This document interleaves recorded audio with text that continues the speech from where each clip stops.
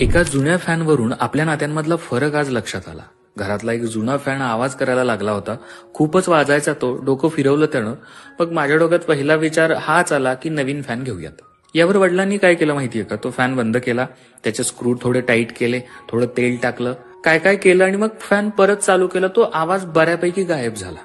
त्या क्षणी मला एक गोष्ट जाणवली, आपली जनरेशन बदलण्यात फार पटाईत आहे, पण दुरुस्त करण्यात आळशी आहे. आवाज येतोय नवा फॅन, थोडं फ्रिक्शन आहे, नवं नातं, बोलणं अवघड झालंय, लेट इट बी. आपण लगेच कन्क्लूड करतो, हे चालणार नाही, हे माझ्यासाठी नाही, लोक बदलत नाहीत. पण आपल्या आईबाबांची, आजी आजोबांची जनरेशन वेगळी होती.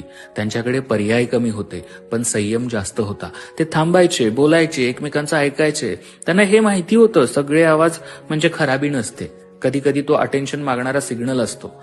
सायकोलॉजी काय सांगते माहितीये का? जेव्हा आपण लगेच सोडून देतो तेव्हा आपल्याला आराम मिळतो, पण तो आराम टेम्पररी असतो.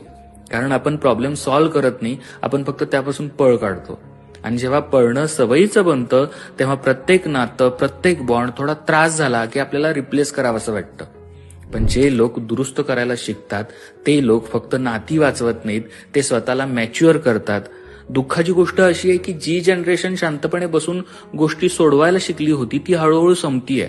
आणि आपण, आपली जनरेशन नाती तोडण्यात एक्सपर्ट आहे, जपण्यात नाही. आपण स्पीडमध्ये जगतोय, आपण डेप्थ हरवतोय. काही गोष्टी बदलाव्या लागतात हो, पण काही गोष्टी थांबून समजून घ्यायच्या असतात. कारण सगळं बदलणं ही ग्रोथ नाही, कधी कधी जपणं ही